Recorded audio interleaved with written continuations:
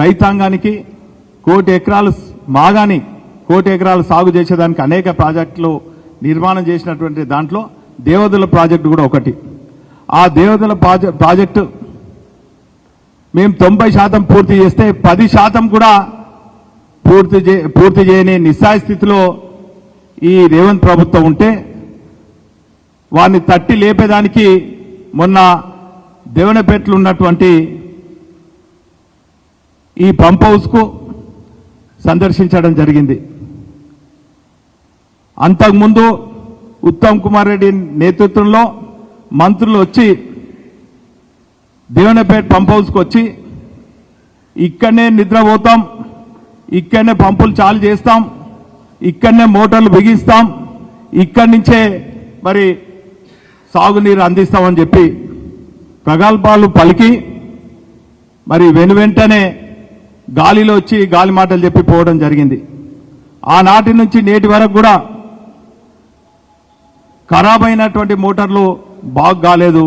మొన్న హరీష్ రావు గారు రాగానే సందర్శిస్తే అక్కడి అధికారులు కనీసం ప్రోటోకాల్ పాటించకుండా కూడా ముఖం చాటేసి మరి పొంతం లేని ప్రకటనలతోని మరి వాళ్ళు చెప్పడం జరిగింది.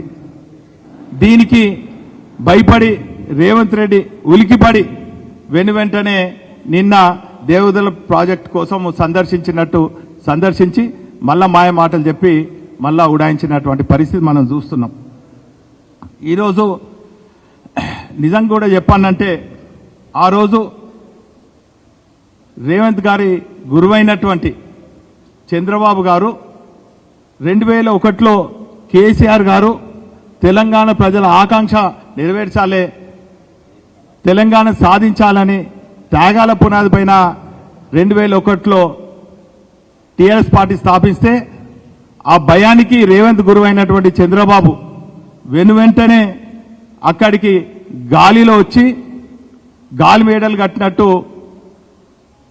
ఈ ప్రాజెక్ట్ గురించి రకరకాలుగా కథనాలు పేపర్లలో రాయించుకొని ఒక శిలాపాలకం వేసి మరి గాలిలో పోయినటువంటి విషయం మనందరికి గుర్తుంది.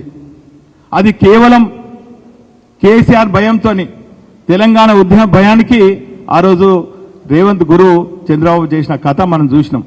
ఆ తదుపరి చాలా సందర్భాలలో రేవంత్ గారు చెప్తారు, వైఎస్ఆర్ కూడా నాకు చాలా సన్నిహితుడు, నన్ను చాలా సందర్భాలలో మెచ్చుకునేవాడని చెప్పే వైఎస్ఆర్ కూడా 2008లో తెలంగాణ ఉద్యమం ఉధృతమైనటువంటి సందర్భంలో కేసీఆర్ గారి నాయకత్వంలో యావత్ తెలంగాణ ప్రజలందరూ కూడా కేసీఆర్ వైపు చూస్తుంటే దాన్ని మళ్లించడానికి 2008లో వైఎస్ఆర్ కూడా మరి ఈ ప్రాజెక్ట్ పైన ఒక పైలాన్ కూడా అక్కడ పెట్టడం జరిగింది. పైలాన్కే పరిమితమైంది వైఎస్ఆర్ పాలన. ఆ తదుపరి కేసీఆర్ గారు పెద్ద ఎత్తున తెలంగాణ ప్రాంతమంతా కూడా తిరిగి తెలంగాణను సాధించిన తర్వాత 9.5 ఏళ్లలో 30,000 ఎకరాలకు భూసేకరణ చేసి మొత్తం కంప్లీట్ చేసి కేవలం 10% అంటే 3,000 ఎకరాలే సేకరణ చేయవలసి ఉండే, అది ఇంతవరకు అతి లేదు గతి లేదు. అందుకే ఈ గుడ్డి ప్రభుత్వం, ఈ చెవిటి ప్రభుత్వం, ఈ ముద్దు నిద్రపోయే ప్రభుత్వానికి కనువిప్పు కావాలి, కళ్ళు తెరిపియాలని చెప్పి ప్రధాన ప్రతిపక్షమైనటువంటి బీఆర్ఎస్ పార్టీ ప్రజల పక్షాన పోరాడుతుంటే మళ్ళా అదే రీతి 3 దూషణలు 6 దాడులు అన్నట్టు అడ్డగోలు మాటలతోని కాలం గడుపుతున్నారు. అయ్యా రేవంత్ గారు, కాంగ్రెస్ మంత్రులకు, ముఖ్యమంత్రి గారికి, కాంగ్రెస్ నాయకులకు మేము విజ్ఞప్తి చేస్తున్నాం, మీకు టైం దగ్గర పడ్డది. మీరు ఇచ్చినటువంటి 420 హామీలు, 6 గ్యారెంటీలు వెనువెంటనే అమలు చేసే ప్రక్రియ మీరు ప్రారంభించాలి. లేకుంటే మీకు మీ పార్టీకి తెలంగాణ ప్రజలు గోరి కట్టక తప్పదని కూడా ఈ సందర్భంగా తెలియజేస్తున్నాం. మరొక మాట ఏంటంటే నిన్న రేవంత్ రెడ్డి గారు ఒక మాట మాట్లాడిండు, కాళేశ్వరాన్ని గాలికి వదిలేయమన్నాడు. 2.5 సంవత్సరాలుగా గాలి మాటలు మాట్లాడిన రేవంత్ రెడ్డి నువ్వు ఒక చిల్లరగాడివి. 2.5 సంవత్సరాలుగా 1,00,000 కోట్లు తిన్నాడు కేసీఆర్ అని చెప్పి, బీఆర్ఎస్ పార్టీ తిన్నదని చెప్పి ప్రచారం చేసిన రేవంత్ రెడ్డి నీది నోరా మోరా ఒకసారి మీరు ఆలోచన చేయండి. హన్మకొండలో డ్రైనేజ్ అన్నా నీ అంత నోరు కంపు కొట్టదు, నీ అన్ని అబద్ధాలు నీ అంత కంపు కొట్టదు. అలాంటి నీచపు మాటలు మాట్లాడినావు నిన్నటిదాకా. నిన్న గోదావరి నది ఒడ్డున ఏం మాట్లాడుతున్నావు? కాళేశ్వరాన్ని గాలికి వదిలేయం, అది ప్రజాధనంతో కట్టిన ప్రాజెక్టు, దాన్ని ఉపయోగంలో తెస్తామంటున్నావు. నీకు సిగ్గెట్లలేదు? నేను ఒక మోటార్ రిపేర్ అయితే 4 రోజుల్లో రిపేర్ చేయమంటున్నావు కదా. అంటే ఎవ్రీ సీజన్ మధ్యలో ఖచ్చితంగా ఏ ప్రాజెక్ట్ అయినా మెయింటెనెన్స్ చేయాల్సిందే, రన్నింగ్ ప్రాజెక్టు. అది తెలిసి కూడా ఇవాళ 2.5 సంవత్సరాలుగా 1,00,000 కోట్ల ఖర్చు పెట్టి కట్టినటువంటి ప్రాజెక్టును నిర్వీర్యం చేసి మోటార్లని సిలిమెక్కేటట్టు, ఇలా పైప్ లైన్లన్నీ దెబ్బతింటట్టు ప్రాజెక్టును డిఫంక్ చేసిందే నువ్వు. మరి ఇలా గాలికి వదిలేయమంటే ఇప్పుడు సోయొచ్చిందా? ఇప్పుడు సిగ్గొచ్చిందా? ఇప్పుడు సిగ్గొచ్చిందా? రేవంత్ రెడ్డి గారు, కాంగ్రెస్ పార్టీ మంత్రులారా, ఎమ్మెల్యేలారా ఆత్మవిమర్శ చేసుకోండి. నిన్నటి ముఖ్యమంత్రి రేవంత్ రెడ్డి ప్రకటన మీ మెడకు ఉరి అవుతుంది. 2.5 సంవత్సరాలుగా కేసీఆర్ గారిని వారి పవిత్ర లక్ష్యాన్ని ఏదైతే మీరు అపవిత్రం చేసే విధంగా 1,00,000 కోట్లు గోదావరిలో కొట్టుకపోయిందన్నావు కదా. సిగ్గెట్టలేదు? నిన్న దేవాదల ఇంటెక్ వేల్ దగ్గర ఆ ప్రాజెక్టును, కాళేశ్వరం ప్రాజెక్టును మేము ఉపయోగంలో తెస్తామని, గాలికి వదిలేయమని నిన్న మాట్లాడినావు కదా. 2.5 సంవత్సరాలుగా నువ్వు మాట్లాడిన అనేక వీడియోలన్నీ కూడా జమ చేసి ఊరు వాడ స్క్రీన్ పెట్టి ఊరు వాడ ఖచ్చితంగా తిప్పి చూపిస్తాం బిడ్డ. 2.5 సంవత్సరాలు ఏం మాట్లాడినావు? నిన్నేం మాట్లాడినావు? అంటే కాళేశ్వరం ప్రాజెక్టు ఉన్నది, దాన్ని గాలికి వదిలేయకుండా దాన్ని ఖచ్చితంగా అమల్లోకి తీసుకొస్తామని నిన్న చెప్పినావు. అంటే నువ్వు మాట్లాడినటువంటి చిల్లర మాటలు ఇక ముందు తెలంగాణ ప్రజలు వినరు, రైతులకు మొత్తం కూడా అర్థమైపోయిందనే విషయాన్ని నేను మరొకసారి గుర్తు చేస్తూ, మరి వాళ్ళ రేవంత్ రెడ్డి గారి యొక్క చిల్లర మాటలు ప్రతిదీ అబద్ధమే, ప్రతిదీ మోసమే. ఈ జిల్లాలోన్న అధికార పార్టీ ఎమ్మెల్యేలారా, మంత్రులారా జాగ్రత్తగా ఇప్పటికైనా మీరు సాగునీటి విషయంలో శూన్యం. ఉమ్మడి వరంగల్ జిల్లాలో మీతో తట్టెడు మట్టి తీయలే, మీరు రూపాయి ఖర్చు పెట్టలే. దాని గురించి మాట్లాడాలి తప్ప వ్యక్తిగతమైనటువంటి విమర్శలు, మా నాయకత్వం పైన దాడులు, తప్పుడు కేసులు, పోలీసులు అడ్డం పెట్టి రాజకీయ డ్రామాలు తెరదింపండి అని చెప్పి ఈ సందర్భంగా హెచ్చరిస్తున్నాం. Thank you. ఈరోజు రేవంత్ రెడ్డి గారి మాటలు చూస్తే ఒక జోకర్ లాగా ఫ్రస్ట్రేషన్లో హరీష్ రావు గారు వచ్చిన 24 గంటలు దాటక ముందే ఆగమాగమైపోయి మొత్తము ఆగమేఘాల మీద వరంగల్ పర్యటనకు రావడం జరిగింది. వచ్చి ఎరగబెట్టింది ఏమని ఉన్నదా అంటే కొండందోవి ఎలుకను పట్టిందని అంటారు. కనీసము ఎలుకను కూడా ఒక ముఖ్యమంత్రి ఒక జిల్లా పర్యటనకు వచ్చినప్పుడు 4 కేబినెట్ మంత్రులను తీసుకొని వచ్చినప్పుడు అప్పటిదప్పుడు మరి ఏదో ఒకటి మంజూరు చేసి లేదా ఏదో ఒక బిల్ రిలీజ్ చేసి పోవాల్సిన పరిస్థితి ఉంటే ఎప్పుడు వరంగల్కి వచ్చినా ఆగమేఘాల మీద ఉట్టి చేతులతో వచ్చి ఉసూరుమని మళ్ళీ వెళ్ళిపోతూ ఉన్నారు. రైతుల గోస పడుతుంటే కూడా ఏమాత్రము రైతుల పక్షాన ఒక్క మాట మాట్లాడింది లేదు.